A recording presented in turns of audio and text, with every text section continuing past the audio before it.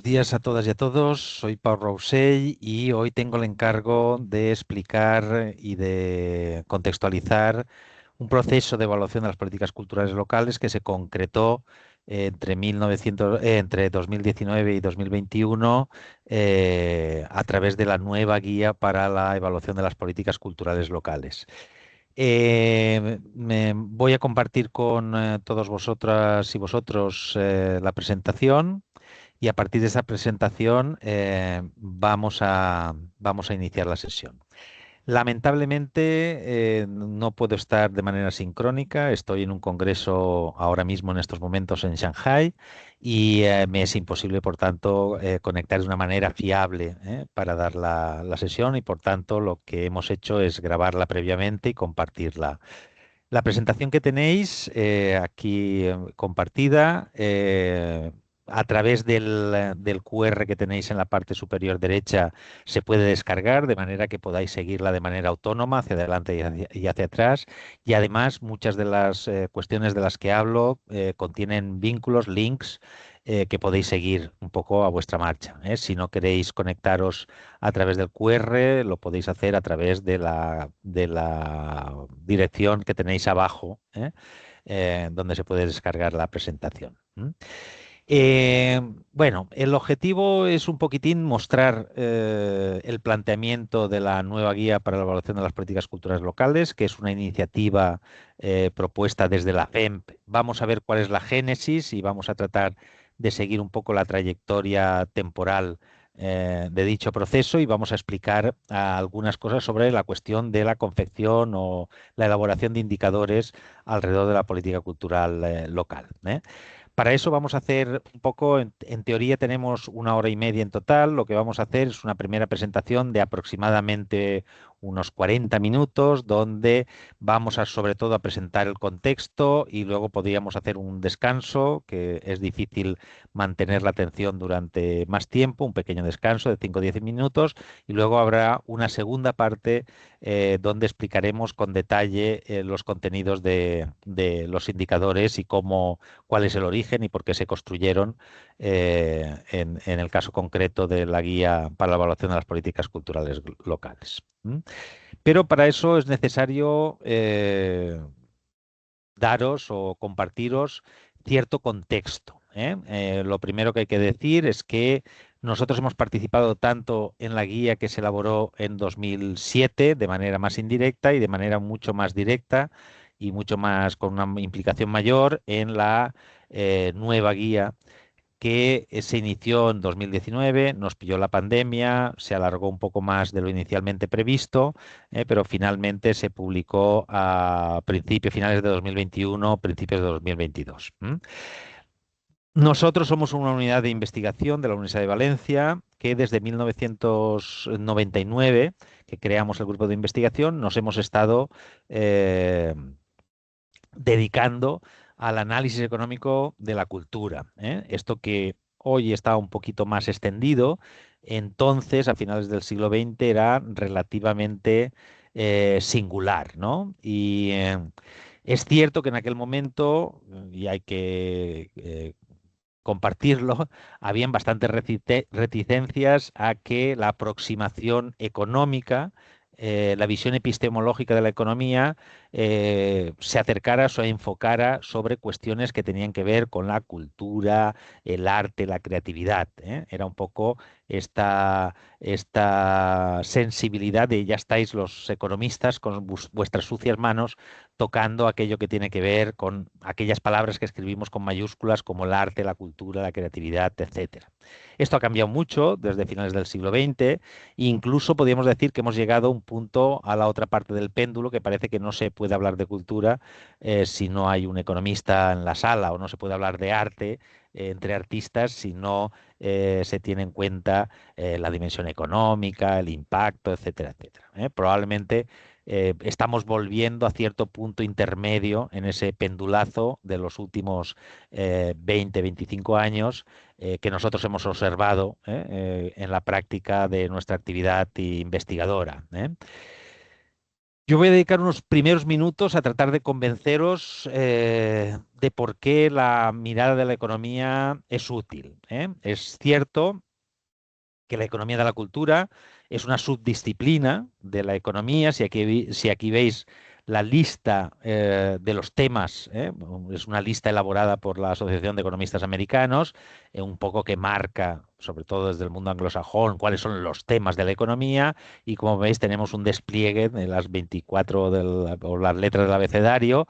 Pues tenemos la G, Financial Economics, que todo el mundo puede intuir lo que es, etcétera, ¿no? Y tenemos toda una serie de ítems que corresponden a distintas especializaciones en la economía, ¿eh? Si os fijáis, al final tenemos en la Z, que es al final del abecedario, Other Special Topics, y aquí si desplegamos Other Special Topics, pues el Z1 es Cultural Economics y como veis, pues habla de economía del arte y la literatura, economía antropológica, etcétera.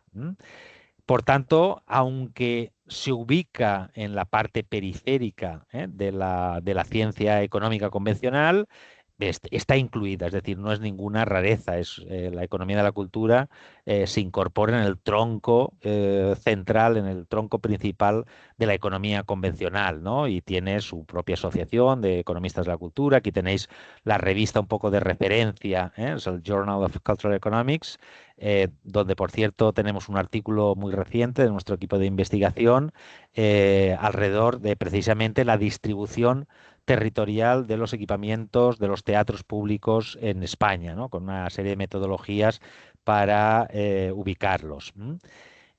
Aquí tenéis referencia también, si no me equivoco, si aquí linkáis cuando os descargáis la presentación en PDF, si linkáis podéis acceder a algunas de las cuestiones que se plantean aquí, ¿eh? Y aquí abajo a la derecha tenéis un poco al padre, de la disciplina o de la subdisciplina, que es William Baumol, que a mediados de los años 60 hizo un trabajo muy interesante en Estados Unidos alrededor o a partir de la pregunta de si el sector público debía intervenir en el ámbito de las artes escénicas, ¿no? Y a partir de ahí se genera un montón de literatura que podríamos ubicarse el inicio de la disciplina de la economía de la cultura. Bueno, ¿qué aporta? Y esto es lo que voy a defender yo. ¿Qué aporta la visión de la economía al fenómeno de la cultura? Pues efectivamente, cuando hablamos de cultura estamos hablando de una de las cosas más complejas de la naturaleza humana. Estamos hablando de la relación entre las personas, los individuos y el hecho simbólico. Por tanto, estamos en una dimensión casi desconocida, ¿no? Es lo más complejo de la naturaleza humana. Y naturalmente, para entender la cultura, necesitamos el concurso de muchas ciencias sociales. Necesitamos la antropología, necesitamos la historia, la sociología, la psicología social, la semiótica, la filosofía, etcétera, etcétera, etcétera. Si queremos entender qué es la cultura y qué papel juega en la articulación de las relaciones entre las personas, qué papel juega en el ámbito de las dinámicas sociales, etcétera, etcétera. Esto no lo resuelve la economía, ¿eh? La economía es otra ciencia social que trata de explicar el comportamiento de los individuos, de las personas, pero con una visión muy simplificada, con una aproximación epistemológica muy, muy sencillita. Es decir, yo diría que la economía es la ciencia social para dummies, para personas que son reticentes a lo complejo, ¿no? La economía simplifica mucho. Todas las ciencias sociales simplifican, si no, no podríamos explicar la realidad, pero la economía simplifica especialmente, ¿no? ¿Cómo simplifica la economía? Pues los dos principios epistemológicos de la economía son, en primer lugar, el individualismo metodológico. ¿Esto qué significa?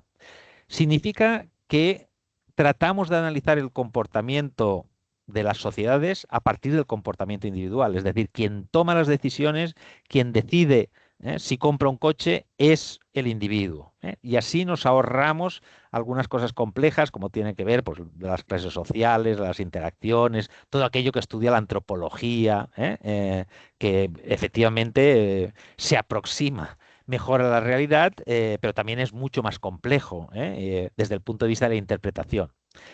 El segundo principio epistemológico de la economía es la rational choice. ¿Esto qué significa? Que si tenemos que explicar el comportamiento individual de una persona en un determinado momento, los economistas decimos que lo que hace de manera consciente o subconsciente o inconsciente, lo que hace es una especie de cálculo de costes y beneficios, ¿eh? De manera que tomar una decisión genera unos beneficios, tomar esa decisión tiene unos costes.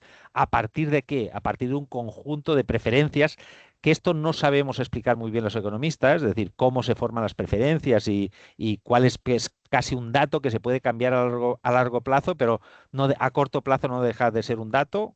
Determinadas unas preferencias, a mí una decisión me genera unos beneficios y tengo que incurrir en unos costes para tomar esa decisión. ¿Cómo tomamos las decisiones? Pues si el cálculo este me da que los beneficios son superiores a los costes, tomo la decisión si no hay ninguna restricción presupuestaria, legal, social, que me lo impida. ¿Eh? Yo tomaría la decisión, pero no puedo hacerlo porque es ilegal, por ejemplo. ¿Eh? Porque yo calculo, le robo a esta anciana el bolso, pues veo cuáles son los costes, cuáles son los beneficios, pues los costes calculo la probabilidad de que me pillen, etcétera, etcétera. Y si los beneficios, si sé que tiene mucho dinero en el bolso, pues si los beneficios son superiores a los costes, pues tomaré la decisión, a menos de que sea ilegal y que yo respete la legalidad.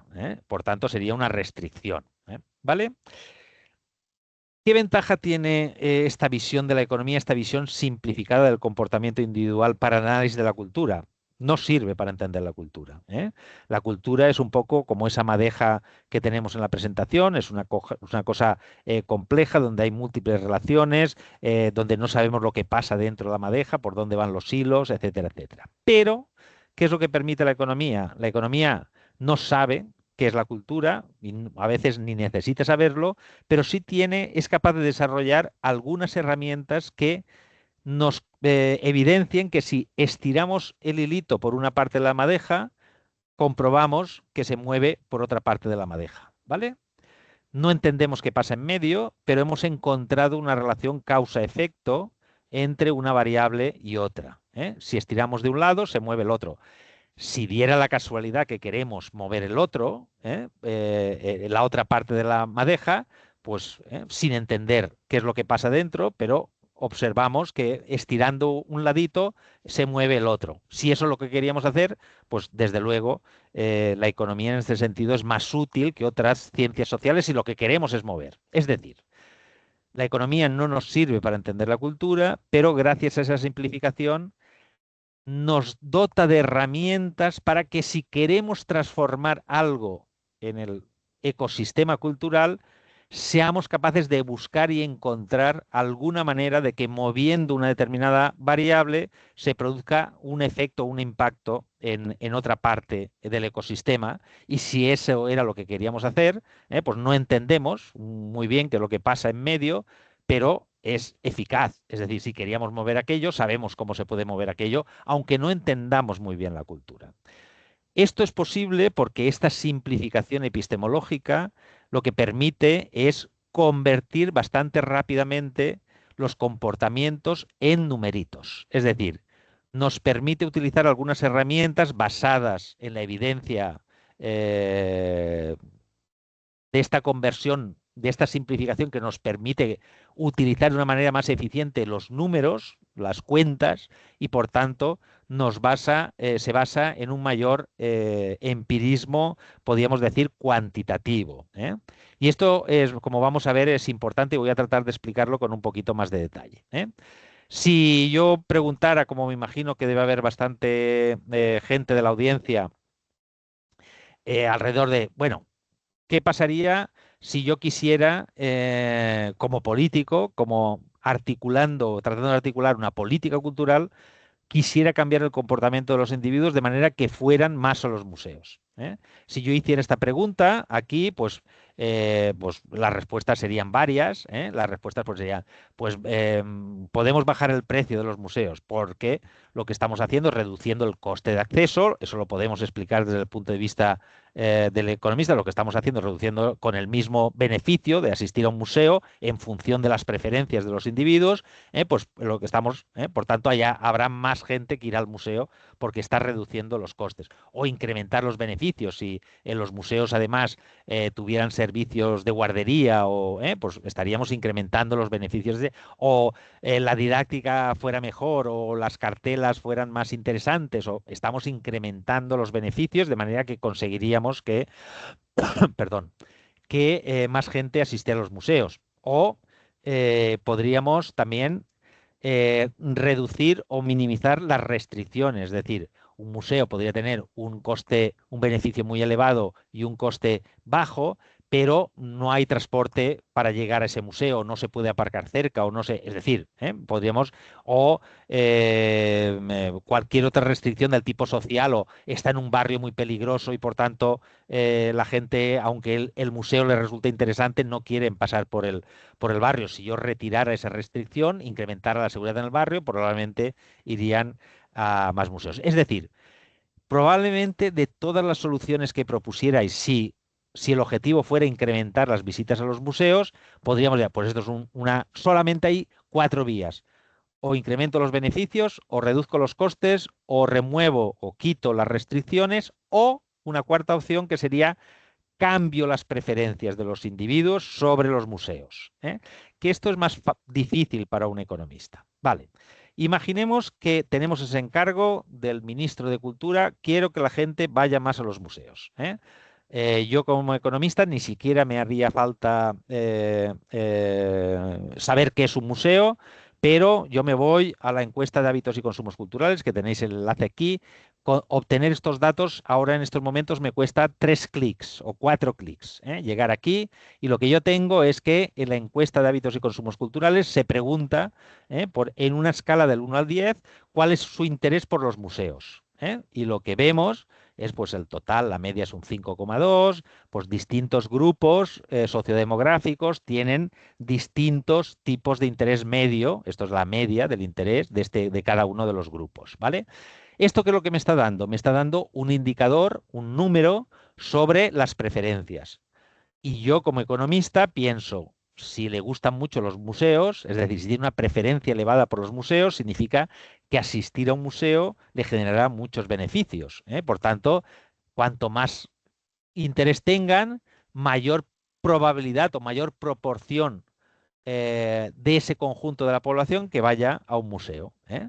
Y esto lo represento. A la derecha tengo la asistencia también de la encuesta de hábitos y consumos culturales, la proporción de asistencia de cada uno de los grupos, en la asistencia a los museos. Y si yo esto lo represento, que es lo que nos gusta a los economistas, en un eje, en dos ejes, vemos que si pongo abajo en el eje horizontal el interés por los museos, vemos que cuanto mayor sea el interés, mayor es la probabilidad de que una persona de ese grupo asista a un museo, o mayor proporción de gente de ese grupo social o sociodemográfico, asistirá al museo, ¿vale? Pues yo esto lo represento en esto, y lo que veo es que puedo hacer una regresión, fijaros, convertir en numeritos, una regresión entre la relación entre la preferencia por los museos y el porcentaje de asistencia de cada uno de los grupos. Esta recta, quien sepa un poquitín de matemáticas, es la que tenemos representada aquí, de manera que la probabilidad de que de que la gente de un grupo asista a un museo es 17,47 por su preferencia media menos 49,88, ¿eh? Y además compruebo que hay una correlación muy elevada, es decir, que la variable sobre la preferencia explica casi en un 87% el porcentaje de asistencia de cada grupo. Es decir, que es un ajuste. Hay otras razones que explicarían el 13% restante, pero la preferencia explica bastante bien, el nivel de preferencia explica bastante bien el porcentaje de asistencia. Vale. Si yo me hago esta recta, fijaos que hasta ahora ni me hace falta saber qué es un museo, ¿eh? Y veo cómo están ubicados y bueno, veo que aquí, por ejemplo, hay un grupo de las personas que están en paro, que tienen un nivel de preferencia bajo, por debajo de la media, pero que están por debajo de la línea de regresión. Esto lo podemos interpretar como que los que están en paro desearían ir más a los museos. Probablemente si obtuviéramos cuáles son las restricciones de que la gente que está en paro vaya a los museos, pues que pueden ser, esto ya no lo explican solo los economistas, esto habría que investigarlo, por qué la gente que va en paro, que está en paro, si son restricciones presupuestarias, si son restricciones de usos del tiempo, si son restricciones de dónde viven, etcétera, etcétera, etcétera. Habría que averiguar y yo podría, modificando esas restricciones, hacer que la gente que está en paro se acerque a su nivel de asistencia normal, como podríamos decir. Si nos fijamos aquí, los estudiantes y la gente de 15 o 19 años, que son, en muchos casos, se solapan, tienen una preferencia elevada por los museos, pero en cambio están bastante por encima de la línea de regresión. ¿Esto qué significa?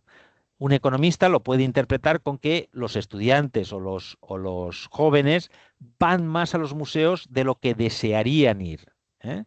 Y esto habría que investigarlo, pero probablemente podemos lanzar algunas hipótesis de que esto es porque finalmente no deciden, no son las decisiones individuales, sino que vayan más o menos a los museos, pues lo decide la familia, el sistema escolar, etcétera, etcétera, etcétera. Por tanto, si alguien a mí me recomendara, me dijera, no, lo que hay que hacer es que los estudiantes vayan más, porque así se generan público, yo le diría, a mí no me parece una medida demasiado inteligente, porque los estudiantes ya van más de lo que desearía.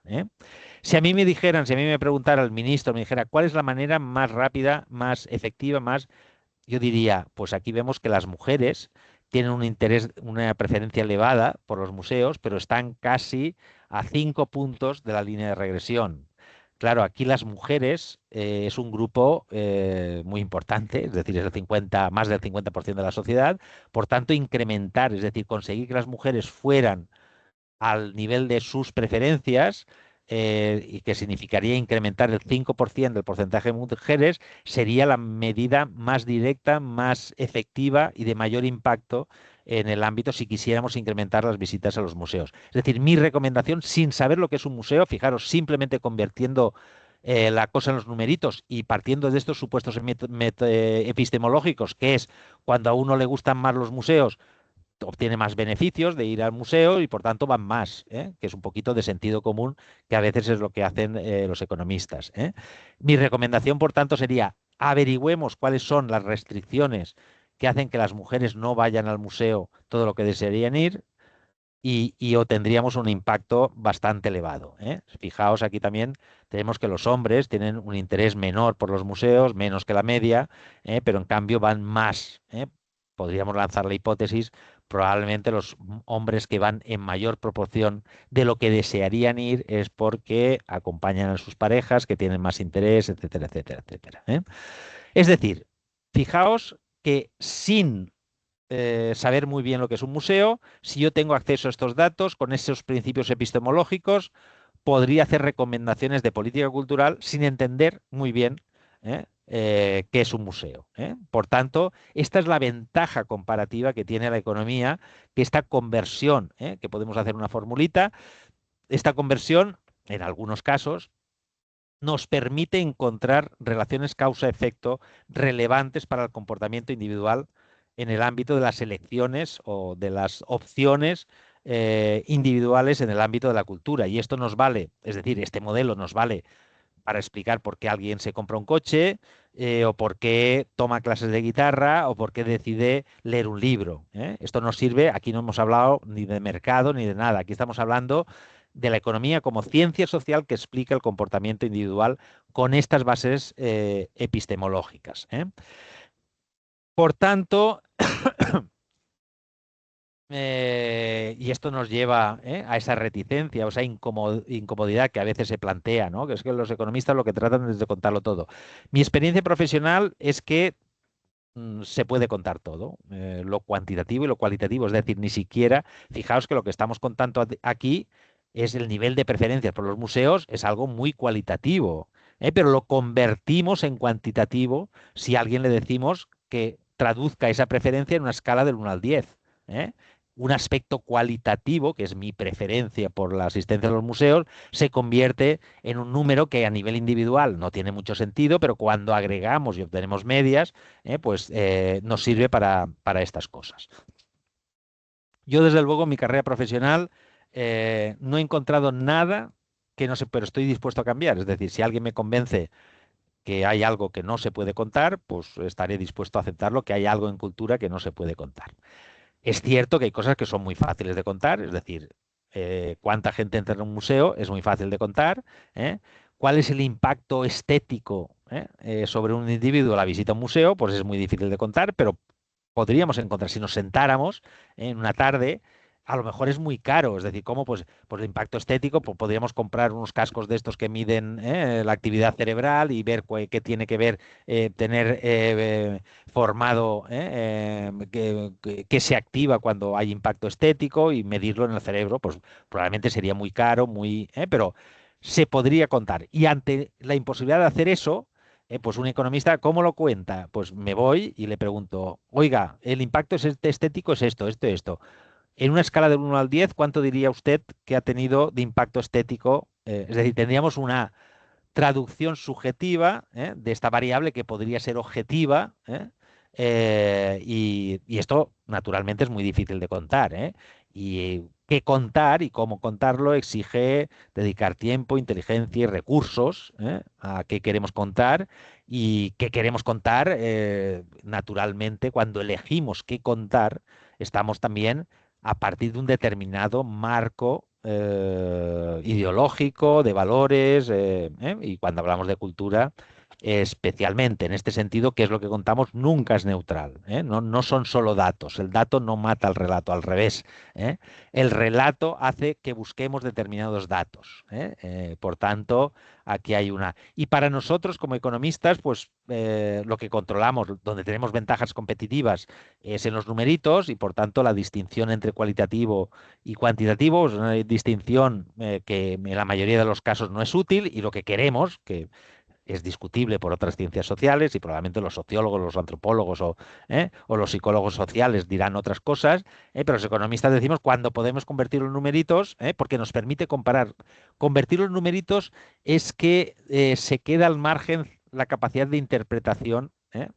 Yo puedo hacer un focus group y preguntar, ¿os ha gustado? Y hacer interpretaciones sobre mucho, poco, quién dice qué, cómo, pero al final la interpretación es del investigador, ¿no? Si yo le pregunto a ese mismo focus group, a ver, en una escala de 1 al 10, ¿cuántos ha impactado?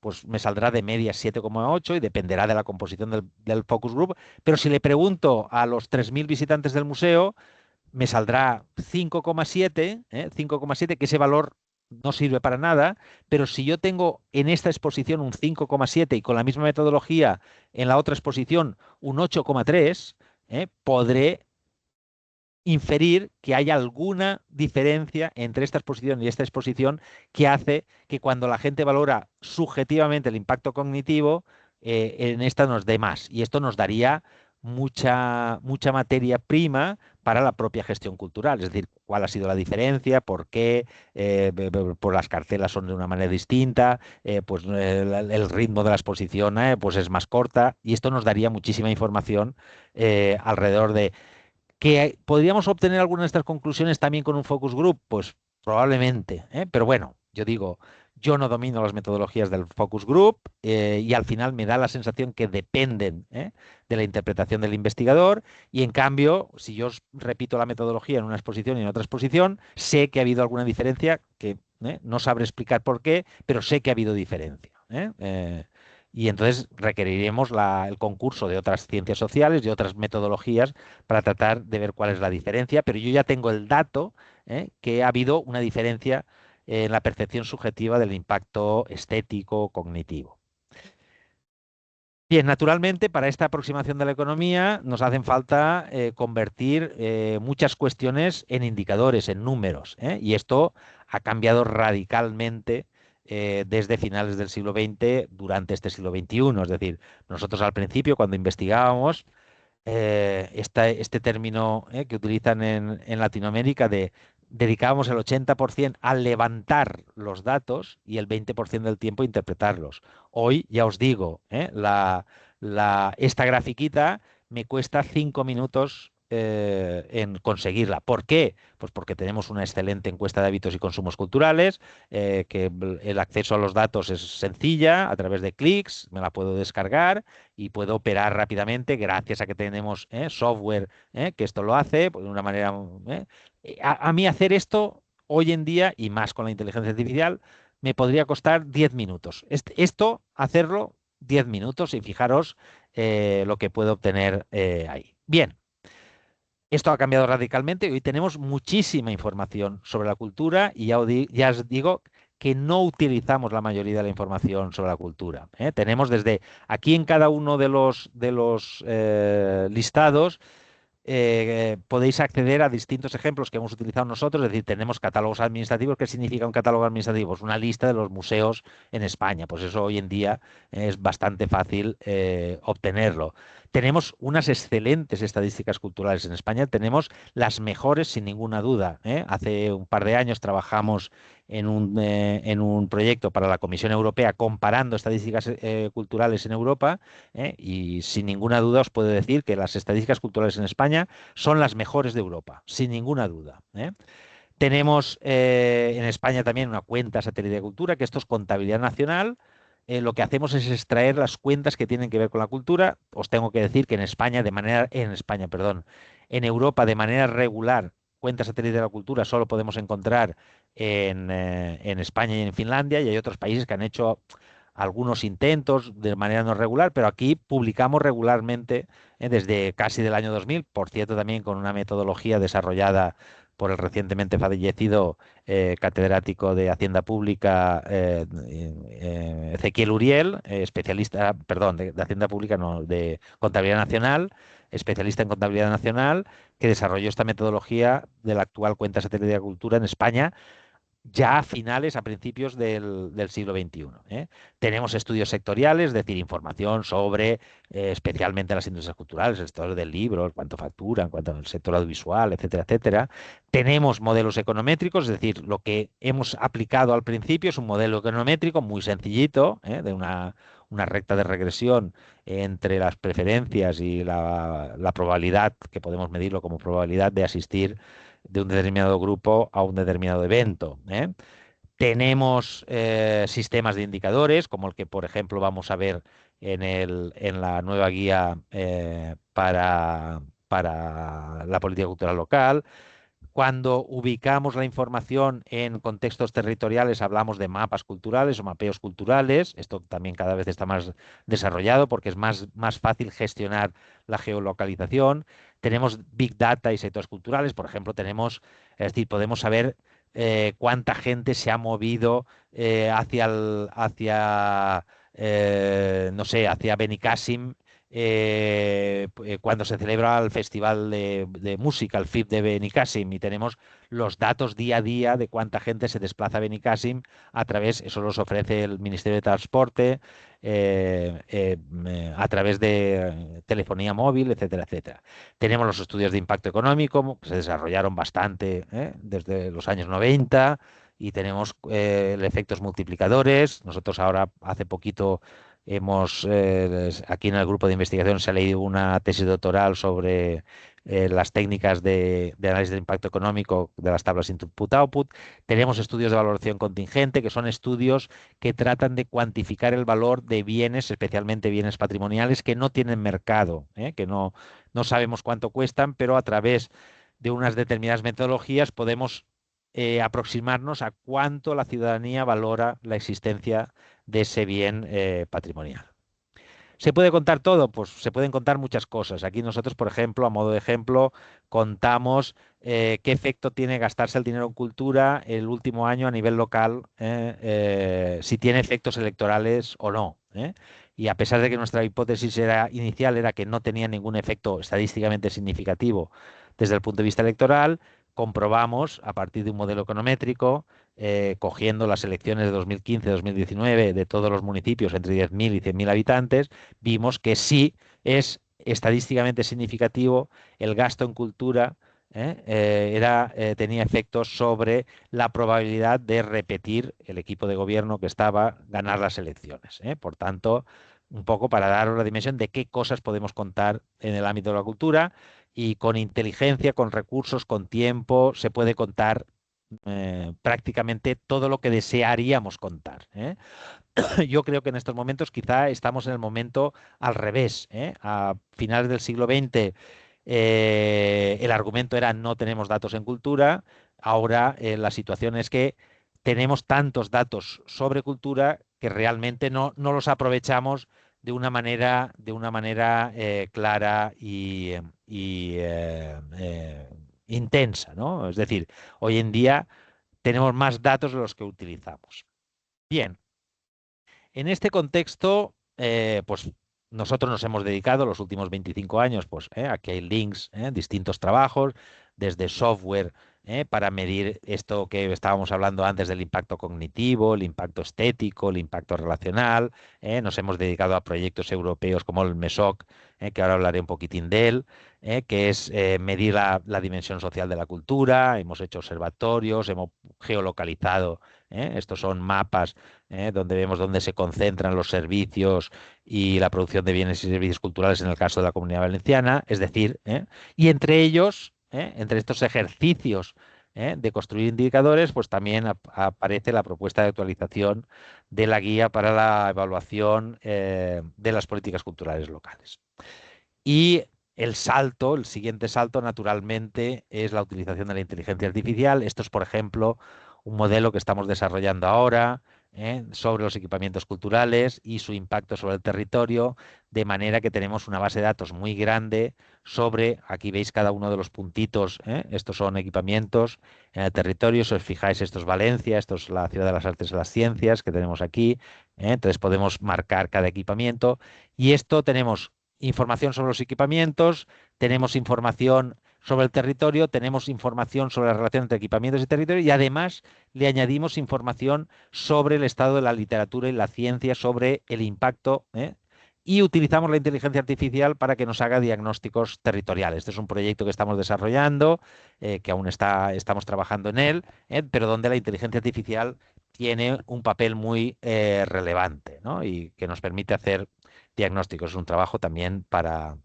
el Ministerio dentro de la Cátedra Espacios de la Universidad de Valencia, financiada por el Ministerio de Cultura. Bien, este es el contexto de quién hace el análisis sobre los indicadores en el caso de los sectores culturales y creativos. Eh, en este contexto aparece la guía para la evaluación de las políticas culturales locales que se publicó en un primer lugar a iniciativa de la FEMP en aquel momento.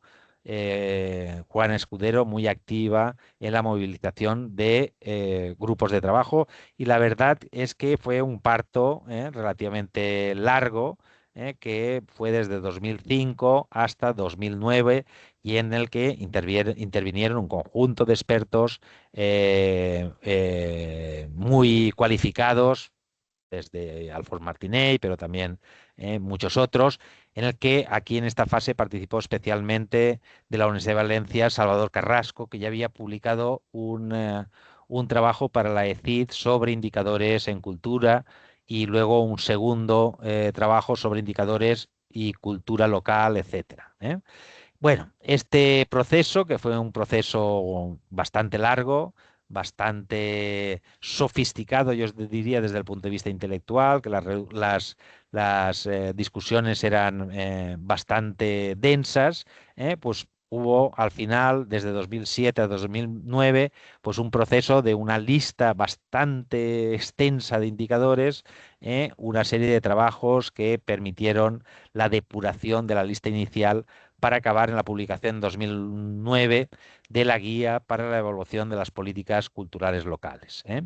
Y fijaros que acabamos o acabaron, nuestra participación fue un poquito más indirecta, y estuvo Salvador Carrasco, con 317 indicadores, que luego pues, tratamos de convertir otro grupo de trabajo, también de la Universidad de Valencia, que es MC2, de métodos cuantitativos para la cultura.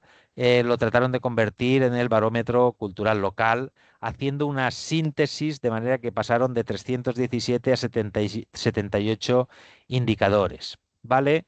Reformularon de alguna manera el proceso, pero en fin, llegamos a 2011 con las elecciones generales y cuando la nueva administración tuvo menos interés en el tema de los indicadores locales y se quedó un poco en vía muerta, ¿eh? Esto se recupera, es decir, la intención de recuperar, vemos en ese proceso, el proceso, es decir, en los años entre 2011 y 2017 y 18, que la verdad confeccionar el grado de complejidad estaba por encima de las capacidades técnicas, porque una parte de esta información la tenían que rellenar los técnicos de cultura en el ámbito local, y la verdad es que era un proceso excesivamente complejo, con demasiados indicadores, de manera que se planteó la reformulación y por tanto se habló de la nueva guía para los indicadores de la política cultural local. Es un proceso que se inicia en 2017 y que se alarga en las fases iniciales hasta 2019 y que se iba a concretar en 2020, pero nos alcanzó la pandemia. ¿Qué había cambiado desde 2011 hasta 2019? Pues primero, la crisis, muy importante. La crisis supuso una debacle que no nos hemos recuperado. Quizá en el ámbito local un poquito más, pero en el ámbito del resto de las administraciones públicas hemos renunciado, hemos aceptado una reducción notable de los recursos, de la proporción de los recursos destinados a cultura en el ámbito de las administraciones públicas, especialmente en el gobierno central y también en los gobiernos autonómicos. En los gobiernos locales se ha recuperado un poco más, pero si vemos entre 2008 y 2017, pues la reducción, por ejemplo, de la administración autonómica, pues en términos de miles de euros, veis que pasamos de más de 2.000 millones de euros a poco más de 1.000, es decir, la mitad en 2017. Esto cambiaba completamente el panorama y cambiaba, y también de 1.000 a 2017, un poquito más de 700 en el ámbito del gobierno central. Por tanto, quizá nos hacía falta, se gastaba mucho menos dinero en cultura y por tanto nos hacía falta también mucha más inteligencia para gastarlo mejor, ¿eh? Nosotros cuando hemos hecho análisis de las distintas administraciones, efectivamente la administración que más gasta es la administración local, pero también podríamos decir es la que menos inteligentemente gasta, es decir, la que menos estratégicamente gasta, es decir, que gasta un poco el dinero en cultura de una manera mucho más inercial, mucho más eh, con menos capacidad transformadora que en el caso de los gobiernos autonómicos o el gobierno central. Pero este cambio del marco exigía quizá más inteligencia. En segundo lugar, pues como he dicho ya antes, se había incrementado notablemente las fuentes de información y lo que era imposible a principio del siglo XX, pues es hoy, es decir, hoy podemos saber los ocupados a través de las fuentes de afiliados a la Seguridad Social, los ocupados en Getafe en el sector audiovisual, o los ocupados en Getafe a dos dígitos en las actividades de patrimonio, mes a mes. Esto lo tenemos también con 3 o 4 clics. Esto es un poquito más complicado porque están en bases de datos Access y tal y cual. No, perdón, perdón. O sea, los afiliados a la Seguridad Social son 3 clics. O sea, eso es muy fácil. También es cierto que la propia economía de la cultura ha avanzado durante este periodo y cada vez tenemos más experiencias, cada vez tenemos mejores metodologías para contar, mejores metodologías para hacer análisis econométricos, mejores metodologías para, pues desde contabilidad nacional, etcétera, etcétera. Y luego también, pues a lo largo del tiempo, pues han ido acumulando experiencias de las que se podían extraer información relevante de mayor calidad, de mayor sofisticación. Por tanto, la historia había avanzado y teníamos más recursos en 2018-2019, teníamos más recursos en términos de información, de conocimiento, de experiencias que en 2019. Otra cosa importante que había cambiado es la consolidación de los objetivos de desarrollo sostenible, es decir, entendíamos por primera vez, ya no era un conjunto disperso de impactos que buscábamos a través de las políticas, impactos transformadores a través de las políticas culturales, sino que ahora teníamos una lista más o menos consolidada, más o menos estructurada, donde no aparecían los objetivos de desarrollo sostenible, pero eso ya lo habréis hablado en algunos otros sitios, como un objetivo específico, pero sí afectaba de manera transversal a muchos de ellos, ¿eh? También en 2019 la nueva Agenda Europea de la Cultura, de manera que incorporaba en las dinámicas socioeconómicas a nivel europeo e incorporaba la cultura de una manera mucho más sofisticada, mucho más, con mucha más riqueza alrededor de el impacto en la salud, que eso fue uno de los primeros temas que se trataron, sobre la cuestión de la cohesión social, la inclusión, la gobernanza, el efecto territorial de las políticas culturales en el ámbito de las políticas regionales y urbanas, es decir, efecto que tenía sobre otros sectores económicos, también en el ámbito de la formación a largo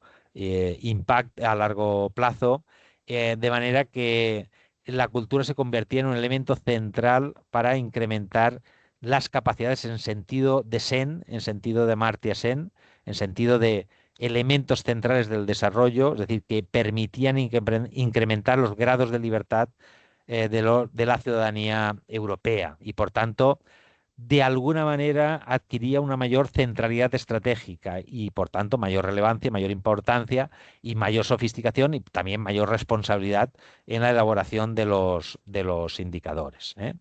Otra cosa también importante, que esto ya venía de 2007, pero que no le habíamos prestado demasiada atención, especialmente en la primera guía, que era la cuestión de la Ley Orgánica para la Igualdad Efectiva entre Mujeres y Hombres, donde era claro y explícito todo aquello que tuviera que ver con la cultura, tenía que entenderse desde una perspectiva de género, que significa diferenciando entre mujeres y hombres, ¿eh?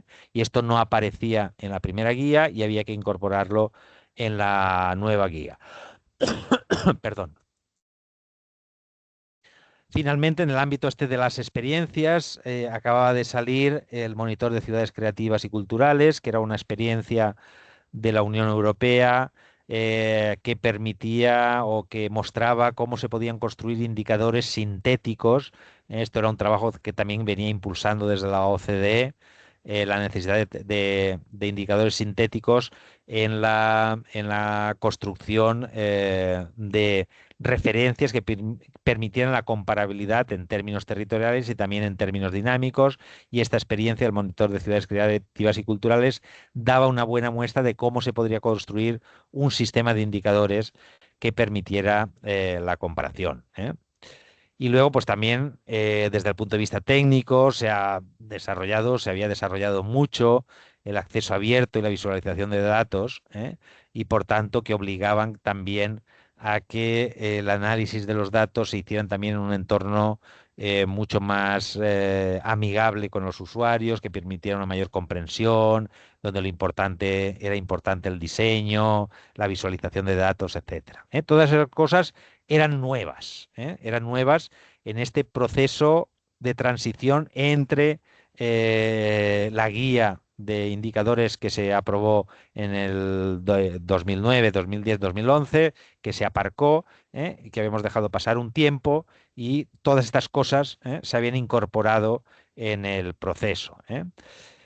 Pero necesitamos también una teoría un poco que explique el cambio, es decir, por qué intervenciones en culturas tienen efectos transformadores, ¿eh?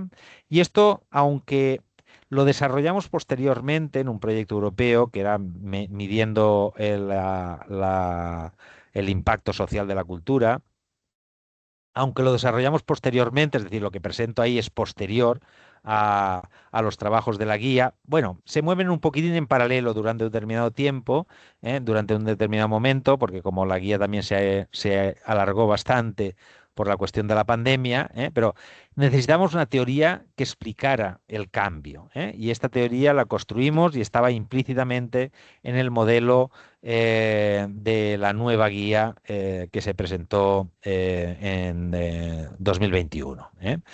Bueno, muy rápidamente, porque no, quizás no es el momento, pero bueno, aquí hay una parte de producir, es decir, a través de la política cultural o a través de la intervención en cultura, a través de las actuaciones privadas en cultura, lo que se producen son una serie de eventos, festivales, programación museística, etcétera, etcétera, que si se hacían bien, si eran suficientemente atractivas, si eran suficientemente accesibles, generaban actividad cultural de la ciudadanía. Nosotros le añadimos el concepto de resonancia, que es un concepto filosófico desarrollado por Hartmut Rosa, filósofo contemporáneo alemán, que tenía que ver, es un concepto un poco antitético a la alienación. Es decir, una actividad cultural se resonaba, si resonaba, es decir, si nos generaba, tenía cierta capacidad de decirnos cosas, de conmovernos, de transformarnos, podía convertir una actividad cultural en una experiencia cultural. Una experiencia cultural significa hemos participado en un determinado intercambio de flujos de información, básicamente de contenido simbólico, expresado habitualmente, pero no siempre con gramáticas artísticas, con una intención explícita y más o menos deliberada de tener resonancia en nosotros y por tanto tener capacidad transformadora. Es decir, esta es la parte de la producción. Desde esa perspectiva que os he dicho del individualismo metodológico, esta experiencia cultural afecta, o sea, si efectivamente se convierte en una experiencia cultural, afecta a individuos concretos, que si se los agregamos o si permiten la interacción entre esos individuos, finalmente estamos hablando de cambios o impactos colectivos. En este proceso de transformación, por tanto, definimos un conjunto a partir, lo llamamos un modelo convergente, porque este es el resultado de un proceso de investigación con distintas metodologías a nivel micro, meso y macro, qué cosas cambian antes de que se produzcan los impactos. Pues lo que comprobamos es que o se producen cambios en las relaciones entre los individuos, o entre las colectividades o las comunidades, o se producen cambios en el conocimiento, o se producen cambios en la reactividad política ante determinadas experiencias culturales, o se producen cambios en la resignificación de determinados elementos simbólicos, o se producen cambios en las dinámicas del mercado, de manera que se transforman a través de las experiencias culturales la disponibilidad a pagar un precio por determinadas experiencias culturales, o se producen también cambios en los usos de los espacios. Nosotros dibujamos el mapa de estas variables que son, de alguna manera, variables intermedias. Es decir, tiene que pasar algo en estas variables intermedias, en estos procesos intermedios, para que finalmente se generen, que es la tercera parte, impactos sociales, impactos en los cambios en el comportamiento, en los valores, impactos en la salud o en el bienestar, impactos en el compromiso, en la participación, impactos en el uso de los espacios, en el ámbito territorial, impactos medioambientales, impactos económicos, que era un poco lo más convencional, y otro tipo de impactos, porque aquí estamos hablando de que la cultura, fijaos que aquí de lo que estamos hablando es, si no es instrumental, si no utilizamos las experiencias culturales de manera instrumental, lo que el objetivo de las acciones culturales y de la política cultural en última instancia, en caso de que sea promovida por el sector público, es la satisfacción de los derechos culturales, como podríamos decir que el objetivo intrínseco de la política sanitaria es mejorar la salud o evitar la enfermedad de la ciudadanía, y en otros ámbitos, en el educativo, etcétera. Es decir, este sería el objetivo intrínseco de la política cultural, es satisfacer derechos culturales. Pero además la cultura nos sirve de manera instrumental, que nos permite no solamente satisfacer derechos culturales, sino además generar impactos, este es el modelo completo, generar impactos que tienen utilidad social, que tienen valor social. Por tanto, esta es la teoría del cambio subyacente en el modelo de la nueva guía de la FEMP, ¿eh? Y aquí podemos ver a modo de ejemplo que las trayectorias de impacto pueden ser muy distintas, ¿eh? Aquí tenemos que la creación de una biblioteca, por ejemplo, los ejemplos que utilizamos con mucha frecuencia en Medellín, pues una creación de una biblioteca, independientemente que genere experiencias culturales, ya genera cambios e impactos en el uso del territorio, es decir, el uso del espacio urbano alrededor de la biblioteca se hace de manera distinta, es decir, ya tiene un efecto transformador. Esto puede ser un impacto relativamente directo y que lo podríamos relacionar con alguno de los objetivos de desarrollo sostenible, como por ejemplo lograr que las ciudades y los asentamientos humanos sean inclusivos, seguros, resilientes y sostenibles, ¿eh?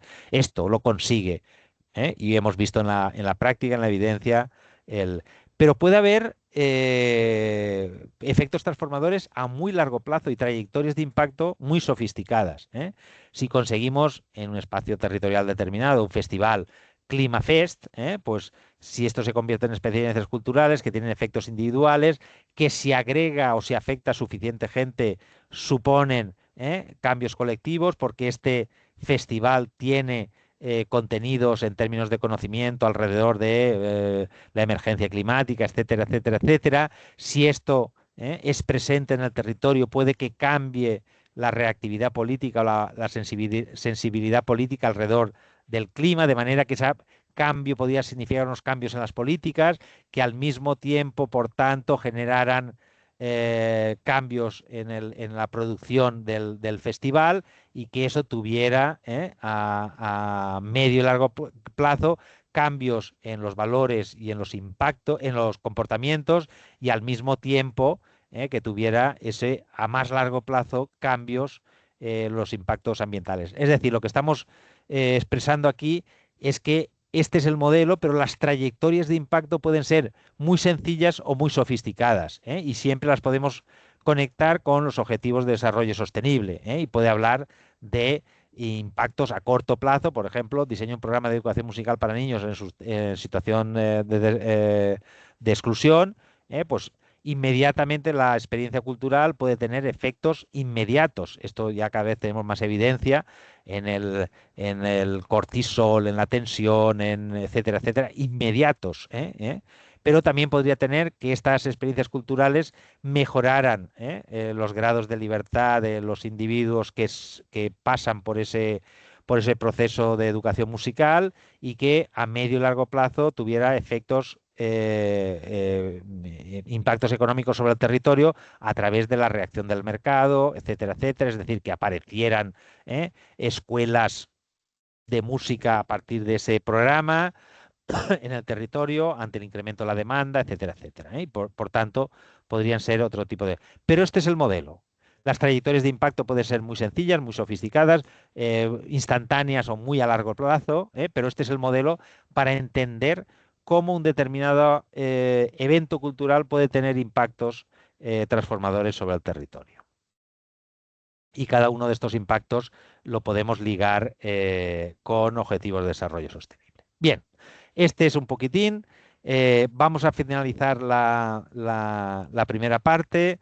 Llevamos casi una hora o 50 y algo minutos. Vamos a dejarlo aquí, paramos aquí y volvemos la grabación dentro, un descanso simplemente para ir al servicio, quien quiera, o para los drogaditos fumarse un cigarro, y de manera que en 5 o 10 minutos volvemos para hablar con un poquitín más detalle, pero ya en una parte más corta, sobre en qué consistió exactamente la propuesta. ¿Mm?